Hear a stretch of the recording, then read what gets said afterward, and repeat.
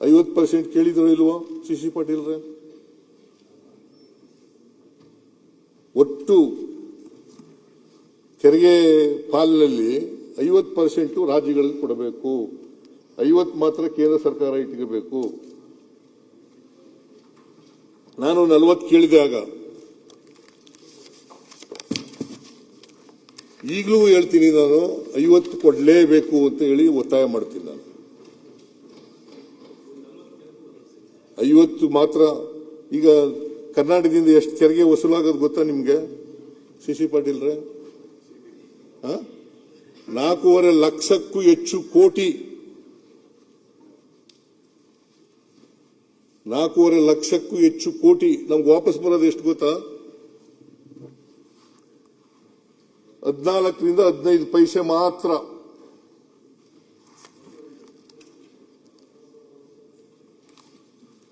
$4.5 ಲಕ್ಷ ಕೋಟಿ income tax, corporate tax, custom duty, CST, GST ಇವೆಲ್ಲ ಮಾಡ್ತಕ್ಕಂಥದ್ದು ಎಲ್ಲ ಕೇಂದ್ರ ಸರ್ಕಾರ ವಸೂಲು ಮಾಡ್ತದಲ್ಲ.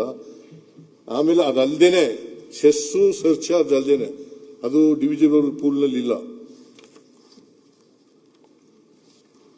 ಸೆಸ್ಸು ಸರ್ಚಾರ್ಜ್ ಇದೆಯಲ್ಲ, ಅದು ಡಿವಿಜಿಬಲ್ ಪೂಲ್ನಲ್ಲಿ ಇಲ್ಲ. ಡಿವಿಜಿಬಲ್ ಪೂಲ್ನಲ್ಲಿ ಇರ್ತಕ್ಕಂಥದ್ದು corporate income tax, corporate tax, custom duty ಮತ್ತೆ ಎಕ್ಸೈಸ್ ಡ್ಯೂಟಿ, ಇವು ಮಾತ್ರ ಇರೋದು. ಡಿವಿಜಿಬಲ್ ಪೂಲ್ನಲ್ಲಿ ಸರ್ಚಾರ್ಜು ಯಾವ ರಾಜ್ಯಗಳಿಗೂ ಕೊಡಲ್ಲ. ಸರ್ಚಾರ್ಜು, ಸೆಸ್ಸು ಅವನು ಯಾವ ರಾಜ್ಯಗಳಿಗೂ ಕೊಡಲ್ಲ. ಅದು ಡಿವಿಜಿಬಲ್ ಪೂಲ್ನಲ್ಲಿ ಇಲ್ಲ. ಹಣಕಾಸಿನ ಆಯೋಗನೂ ಕೂಡ ಶಿಫಾರಸು ಮಾಡಿಲ್ಲ. ಅದು ಕೊಟ್ರೆ ನಾವು 16ನೇ ಹಣಕಾಸಿನ ಆಯೋಗದಲ್ಲಿ ಕೇಳಿದ್ದು. ಯಾಕಂದ್ರೆ ನಮಗೆ 15ನೇ ಹಣಕಾಸಿನಿಂದ ದೊಡ್ಡ ಮೋಸ ಆಗ್ಬಿಡ್ತು, ಅನ್ಯಾಯ ಆಯಿತು. ಕರ್ನಾಟಕ ರಾಜ್ಯಕ್ಕೆ ದೊಡ್ಡ ಅನ್ಯಾಯ ಆಯಿತು. 14ನೇ ಹಣಕಾಸಿನ ಆಯೋಗದಲ್ಲಿ 4.713 ನಮಗೆ ಪಾಲ್ ಸಿಕ್ಕಿತು. 4.713. ಆದರೆ 15ನೇ ಹಣಕಾಸಿನ ಆಯೋಗದಲ್ಲಿ 3.647 3.647 ಅಂದ್ರೆ 1.1% ಕಡಿಮೆ ಆಯಿತು. ಇದು ಅನ್ಯಾಯ ಅಲ್ವಾ? 15ನೇ ಹಣಕಾಸಿನ ಆಯೋಗದಲ್ಲಿ 14ನೇ ಹಣಕಾಸಿನ ಆಯೋಗಕ್ಕಿಂತ 1.1 ನಮ್ಮ ಪಾಲು ಕಡಿಮೆ ಆಯಿತು. ಅದಕ್ಕೋಸ್ಕರನೇ ನಮಗೆ 15ನೇ ಹಣಕಾಸಿನ ಅಧ್ಯಕ್ಷರು 5,495 ವಿಶೇಷ ಅನುದಾನ ಕೊಟ್ಟಿದ್ರು. ನಮಗೆ 5,495.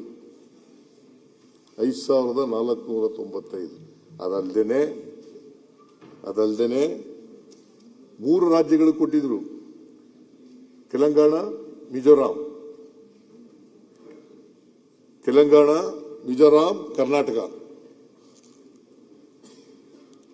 ಕರ್ನಾಟಕ, ತೆಲಂಗಾಣ, ಮಿಜೋರಾಂ 3 ರಾಜ್ಯಗಳಿಗೆ.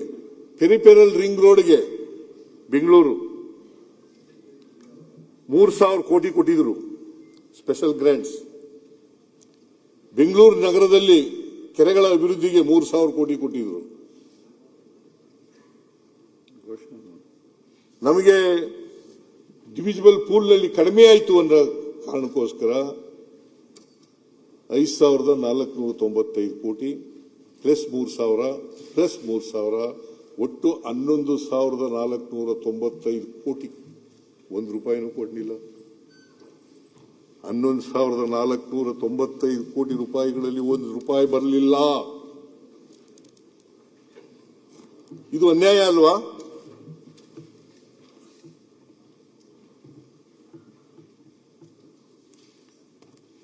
ಇದನ್ನ ಕೇಳಿದ್ರೆ ರಾಜಕೀಯ ಮಾಡ್ತಾರೆ ಅಂತ ಅನ್ನೋದು. ನಮ್ಮ ತೆರಿಗೆ ನಮ್ಮ ಹಕ್ಕು, ನಮ್ಮ ತೆರಿಗೆ ನಮ್ಮ ಹಕ್ಕು. ಇದಕ್ಕೋಸ್ಕರ ಡೆಲ್ಲಿ ಕರ್ಕೊಂಡೋಗಿ ನಮ್ಮ ಎಲ್ಲ ಮಾನ್ಯ ಸದಸ್ಯ MLAಗಳನ್ನೆಲ್ಲ ಕರ್ಕೊಂಡೋಗಿ ಚಳುವಳಿ ಮಾಡೋದು, ಪ್ರತಿಭಟನೆ ಮಾಡೋದು.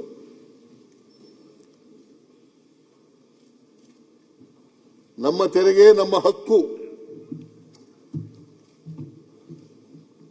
11,495 ಕೋಟಿ ಬರಬೇಕಾಗಿತ್ತು, ಬರಲಿಲ್ಲ.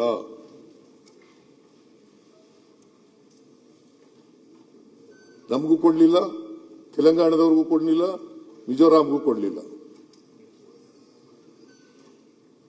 ಆಮೇಲೆ 23-24 ಬಜೆಟ್ನಲ್ಲಿ 23-24 ಬಜೆಟ್ನಲ್ಲಿ ನಿರ್ಮಲಾ ಸೀತಾರಾಮನ್ ಅವರೇ ಹಣಕಾಸಿನ ಮಂತ್ರಿ, ಕೇಂದ್ರ ಸರ್ಕಾರದ ಹಣಕಾಸಿನ ಮಂತ್ರಿ, ಅವರು ಬಜೆಟ್ ಮಂಡಿಸಿದ್ರು 23-24.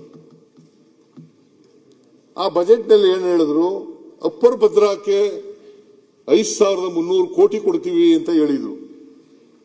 5,300 ಕೋಟಿ ಕೊಡ್ತೀವಿ ಅಂತ ಹೇಳಿದ್ರು.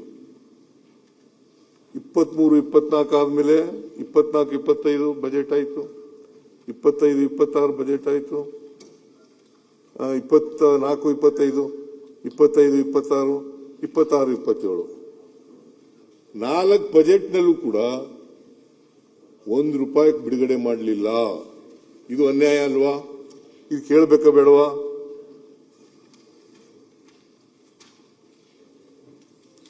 ಅವರೇ ಬಜೆಟ್ನಲ್ಲಿ ಹೇಳಿದ್ದು, ಬಜೆಟ್ ಸ್ಪೀಚ್ ನಲ್ಲಿ ಹೇಳಿದ್ದು 5,300 ಕೋಟಿ ಕೊಡ್ತೀವಿ. ಇಲ್ಲಿ ಬಸವರಾಜ ಬೊಮ್ಮಾಯಿ ಅವರು ಮುಖ್ಯಮಂತ್ರಿ ಆಗಿದ್ರು, ಅವರು ಬಜೆಟ್ ಮಂಡಿಸಿದ್ರು 23-24ಕ್ಕೆ. ಆ ಬಜೆಟ್ನಲ್ಲಿ ಹೇಳಿದ್ರು, ಕೇಂದ್ರ ಸರ್ಕಾರದವರು ಹೇಳಿದ್ದಾರೆ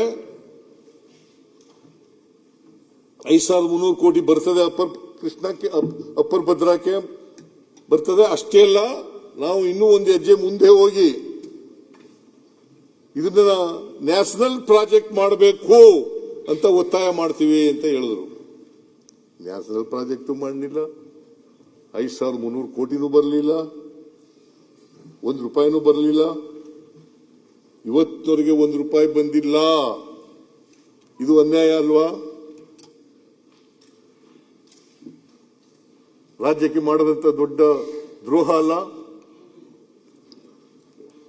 ನಾವು ಸುಮ್ಮನಿರಬೇಕು ಅಂದ್ರೆ ಹೆಂಗಿರೋದು? ಅಶೋಕ್ ಅವರು ಹೇಳ್ತಾರೆ, ಕೇಂದ್ರ ಸರ್ಕಾರ ಯಾವಾಗಲೂ ಕ್ರಿಟಿಸೈಸ್ ಮಾಡೋದೇ ಕೆಲಸ. ಸುಮ್ಮನೆ ಇರ್ಬೇಕಾ? ನನ್ನ ಪ್ರಕಾರ ನೀವು ಕೇಳಬೇಕು. 5,300 ಕೋಟಿ ಕೊಡ್ತೀವಿ ಅಂತ ಹೇಳಿದ್ರಲ್ಲ, ಅದನ್ನ ಕೊಡ್ರಿ ಅಂತ ನೀವು ಕೇಳಬೇಕು. ಅಷ್ಟೇ ಅಲ್ಲ, ಆಮೇಲೆ 11,495 ಕೋಟಿ ವಿಶೇಷ ಗ್ರಾಂಟ್ ಕೊಡ್ತೀವಿ ಅಂತ ಹೇಳಿದ್ರಲ್ಲ, ಅದು ಕೊಡಿ ಅಂತ ಕೇಳಬೇಕು. ಇದು ದೊಡ್ಡ ಅನ್ಯಾಯ ಅಲ್ವಾ ಮಾನ್ಯ ಅಧ್ಯಕ್ಷರೇ?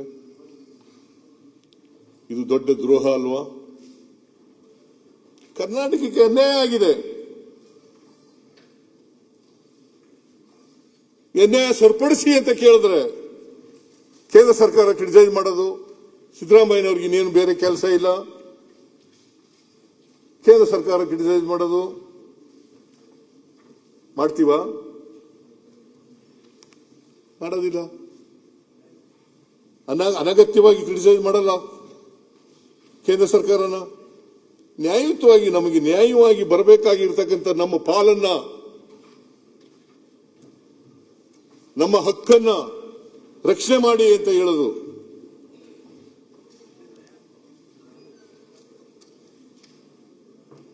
ಅದನ್ನ ಮಾಡಲಿಲ್ಲ ಮಾನ್ಯ ಅಧ್ಯಕ್ಷರೇ.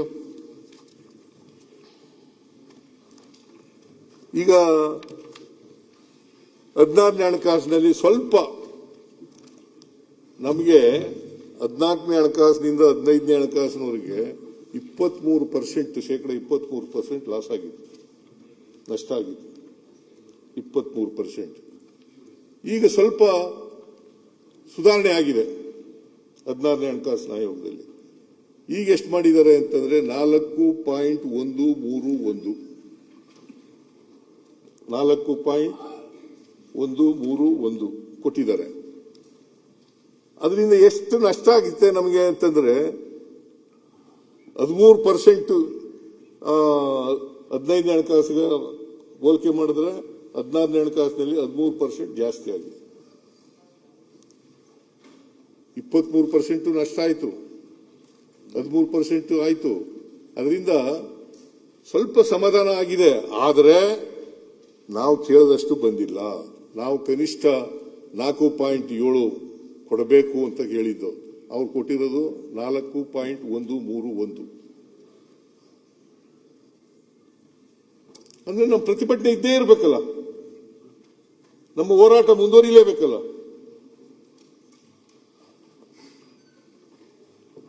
ಅದಕ್ಕೋಸ್ಕರ ನಮ್ಮ ಹೋರಾಟ ಮಾಡ್ತೀವೋ ಹೊರತು ನ್ಯಾಯಯುತವಾಗಿ ಮಾಡ್ತಾ ಇದ್ದೀವೋ ಹೊರತು ಸುಮ್ಮನೆ ಮಾಡೋದಿಲ್ಲ. ಏನ್ರಿ ಮುನಿಯಪ್ಪನವರು, ನೀವು ಕೇಂದ್ರದಲ್ಲಿ ಮಂತ್ರಿ ಆಗಿದ್ದವರು,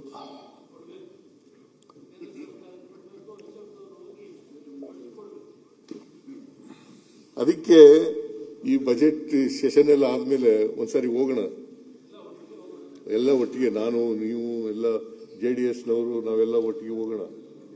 ಹೋಗಿ ನಿಮ್ಮ ನಾಯಕತ್ವದಲ್ಲಿ ಹೋಗೋಣ.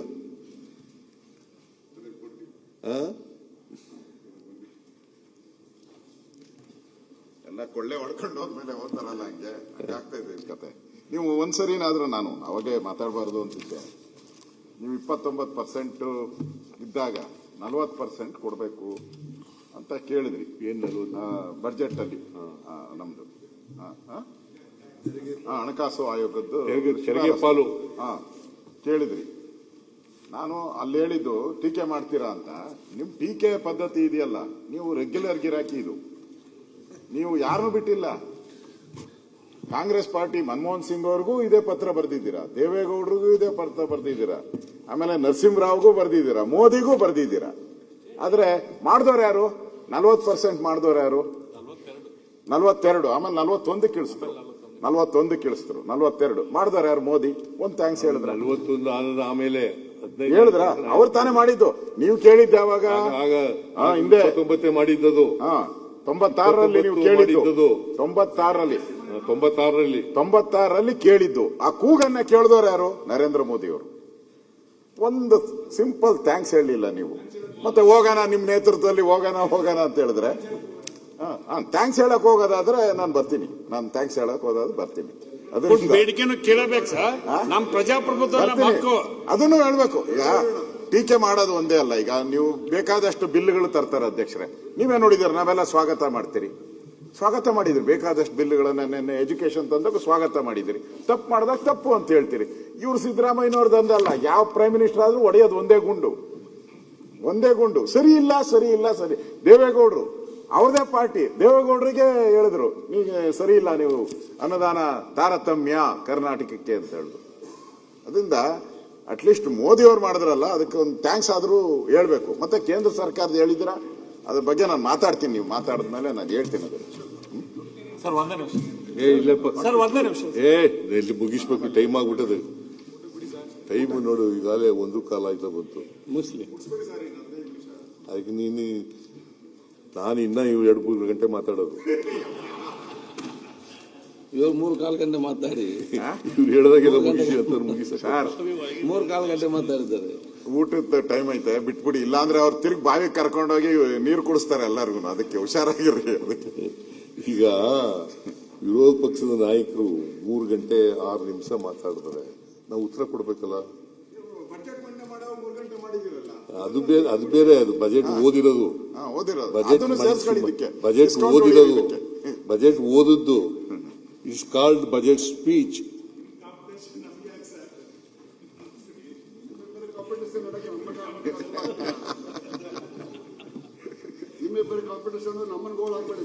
ಇವರು ಜಾಸ್ತಿ ಮಾತಾಡಿದ್ರೆ ನಾನು 2 ಗಂಟೆ ಇಂದ 2-3 ಗಂಟೆ ಮಾತಾಡ್ತೀನಿ. ಇನ್ನು ಕಡಿಮೆ ಮಾತಾಡಿದ್ರೆ ಜಲ್ದಿ ಮುಗಿಸ್ತೀನಿ. ಈಗ 1:15 ಅಲ್ವಾ? 1:20 ಆಯ್ತು. ನೋಡೋಣ, ಮಧ್ಯಾಹ್ನ ಮೇಲೂ ಕೂಡ ಅವಕಾಶ ಕೊಡ್ತೀರಲ್ಲ? ಕೊಡುವ. ನೀನ್ ಹೇಳ್ಬಿಟ್ರೆ ಅಧ್ಯಕ್ಷರು ಹೇಳೋದು. ಅವರು ಸ್ಪೀಕರ್ ಹೇಳ್ಬೇಕಪ್ಪ, ನೀನ್ ಹೇಳಿದ್ರೆ ಏನು ಅದಕ್ಕೆ ಏನು ಅರ್ಥ ಇರೋದಿಲ್ಲ. ಸ್ಪೀಕರ್ ಹೇಳೋದು, ಸ್ಪೀಕರ್ ನನ್ ಟೈಮ್ ನನ್ಗೆ ಅವ್ರದೇ ಡೌಟ್ ಆಗ್ಬಿಟ್ಟೈತೆ. ಈಗ ಫೋಟೋ ತೆಗಿಸ್ಬಿಟ್ರಲ್ಲ, ಅವ್ರದೇ ಡೌಟ್ ಆಗ್ಬಿಟ್ಟೈತೆ. ಯಾವಾಗ ಹೋಗ್ತಾರೋ ಅನ್ಬಿಟ್ಟು ಡೌಟ್ ಆಗ್ಬಿಟ್ಟೈತೆ. ಫೋಟೋ ಎಲ್ಲ 5 ವರ್ಷಕ್ಕೊಂದ್ಸರಿ ಮಾಡೋದು. ಅವಧಿ ಮುಗೀತು ಅಂತ ಹೇಳ್ಬಿಟ್ಟು ಬಜೆಟ್ ಬಗ್ಗೆ ಮಾತಾಡಿ. ರೆಡಿ ಮಾಡ್ಬಿಟ್ಟವ್ರು. ಅವರು ಒಂದು ಫೋಟೋ ಹಾಲಲ್ಲಿ ಹಾಕಕ್ಕೆಲ್ಲ ರೆಡಿ ಮಾಡಿದ್ದಾರೆ. ಹೊಸ ಬಾಗಿಲು, ಹೊಸ ಕಿಟಕಿ ಎಲ್ಲ ಮಾಡಿಸ್ತಾ ಇದ್ದಾರೆ. ಯಾವಾಗ ಹೋಗ್ತಾರೆ ಅದಾನ ಹೇಳ್ಬಿಡಿ, ಎಲ್ಲ ಹೋಗ್ಲಿ.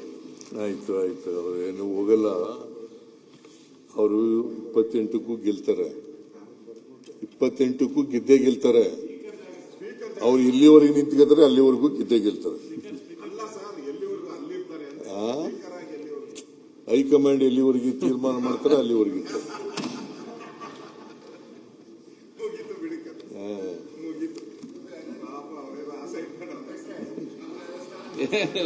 ನೀನ್ ನೋಡಪ್ಪ, ನೀನ್ ಏನೇ ಕಿತಾಪತಿ ಮಾಡಿದ್ರು ಕೂಡ, ಮಾನ್ಯ ಅಶೋಕ್ ಅವರೇ, ಕಿತಾಪತಿ ಮಾಡಿದ್ರು ಕೂಡ, ಅಥವಾ ನೀವು ಏನೇ ಅವ್ರು ಜಾಕ್ ಹಾಕಿ ಎತ್ತಿದ್ರು ಕೂಡ ಅವರು ಏನಿಗೆ ಹೇಳೋದಿಲ್ಲ.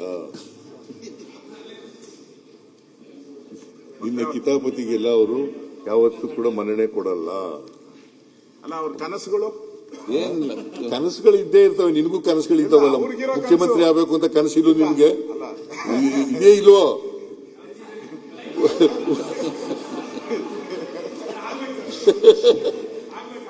ಆಗ್ಲಿ ಪಾಪ, ನನ್ಗೆ ಸಂತೋಷ ಪಡೋನು ನಾನು. ನೀನ್ ಮುಖ್ಯಮಂತ್ರಿ ಆದ್ರೂ ಸಂತೋಷ ಪಡೋನು ನಾನು. ಅಲ್ಲ ಸರ್, ಅರವಿಂದ ಬೆಲ್ಲದ ಮುಖ್ಯಮಂತ್ರಿ ಆದ್ರೂ ಕೂಡ ಸಂತೋಷ ಪಡೋನು.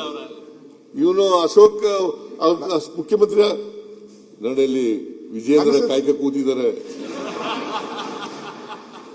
ವಿಜಯೇಂದ್ರ ಯಾರಿಗೂ ಬಿಡಲ್ಲ. ಸರಿ, ಡಿ ಕೆ ಶಿವಕುಮಾರ್ ಆದ್ರೂ ಮುಖ್ಯಮಂತ್ರಿ ಆದ್ರೂ ಖುಷಿ ಪಡ್ತೀನಿ ಅಂತ ಹೇಳಿಲ್ಲ ಒಂದ್ಸರಿ. ನೀವು ಬರೀ ನಮ್ದು ಮಾತ್ರ ಹೇಳ್ತಿದ್ರಲ್ಲ. ನೋಡಪ್ಪ, ಹೈಕಮಾಂಡ್ ಎಲ್ಲಿವರೆಗೆ ತೀರ್ಮಾನ ಮಾಡ್ತದೆ, ಹೈಕಮಾಂಡ್ ತೀರ್ಮಾನ ಮಾಡೋದು ಅಲ್ಲಿವರೆಗೂ ನಾನೇ ಮುಖ್ಯಮಂತ್ರಿ. ಈಗ ಬಜೆಟ್ ಮುಂದುವರಿಸಿ. ಈಗ ನೀರ್ ಕುಡ್ಸೋದು ಕಲ್ತ್ಬಿಟ್ಟಿದ್ದಾರೆ, ತಂದೆಯವ್ರು ಕಲ್ಸ್ಬಿಟ್ಟಿದ್ದಾರೆ. ಸರ್, ನೀರ್ ಕುಡ್ಸಿ ನಮ್ಮನ್ನು ಈಗ ಡಿ ಕೆ ಶಿವಕುಮಾರ್ಗೂ ಒಂದು ಗತಿ ಆತತೆ ಅನ್ಸುತ್ತೆ. ಅಲ್ಲ, ಅಶೋಕ್ ಮುಖ್ಯಮಂತ್ರಿ ಆದ್ರೂ ಖುಷಿ, ನಾನು ಮುಖ್ಯಮಂತ್ರಿ ಆದ್ರೂ ಖುಷಿ, ಅರವಿಂದ್ ಬೆಲ್ಲದಾದ್ರೂ ಖುಷಿ, ಶಿವಕುಮಾರ್ ಆದ್ರೂ ಖುಷಿ ಅಂತ ಹೇಳಿಲ್ಲ ಒಂದ್ಸರಿ. ಯಾರಾದ್ರೂ ನಮ್ಮಲ್ಲಿ ಯಾರಾದ್ರೂ ಮುಖ್ಯಮಂತ್ರಿ ಆದ್ರು ಕೇಳಪ್ಪ, ನಮ್ಮಲ್ಲಿ 224 ಜನ MLA ಗಳಿದ್ದಾರೆ. ಆ 224 ಕೂಡ 224 ಜನನು ಎಲಿಜಿಬಲ್. ಅವರಲ್ಲಿ ಯಾರು ಮುಖ್ಯಮಂತ್ರಿ ಆದ್ರೂ ಕೂಡ ಖುಷಿನೇ. ಯಾಕೆ ಇವರ MB ಪಾಟೀಲ್ ಆಗ್ಬಾರ್ದ, ಮುನಿಯಪ್ಪ ಆಗ್ಬಾರ್ದ, ಶಿವಾನಂದ ಆಗ್ಬಾರ್ದ, ಮೋಹನ್ ರೆಡ್ಡಿ ಆಗ್ಬಾರ್ದ, ದಿನೇಶ್ ಗುಂಡೂರಾವ್ ಆಗ್ಬಾರ್ದ, ಖಂಡ್ರೆ ಅವರಾಗಬಾರ್ದ? ಎಲ್ರೂ ಯೋಗ್ಯತೆ ಇದೆ, ಅವಕಾಶಗಳು ಸಿಕ್ಕಲ್ಲ ಅಷ್ಟೇ.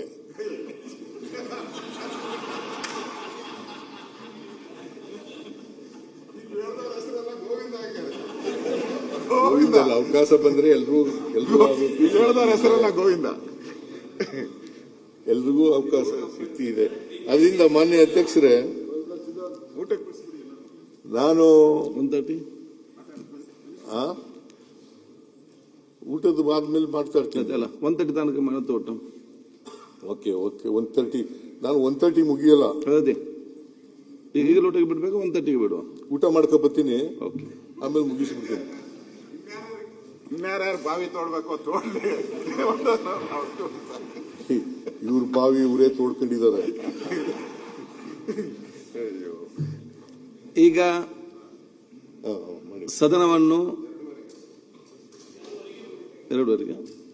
2 ಗಂಟೆ 30 ನಿಮಿಷಕ್ಕೆ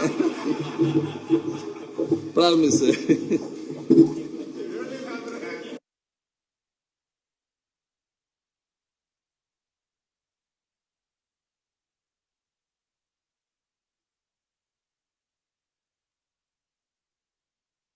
ಹೆಚ್ಚಿನ ವಿಡಿಯೋಗಳಿಗೆ ಪ್ರತಿಧ್ವನಿ ಯೂಟ್ಯೂಬ್ ಚಾನೆಲ್ ಸಬ್ಸ್ಕ್ರೈಬ್ ಮಾಡಿ, ಬೆಲ್ ಐಕಾನ್ ಕ್ಲಿಕ್ ಮಾಡಿ.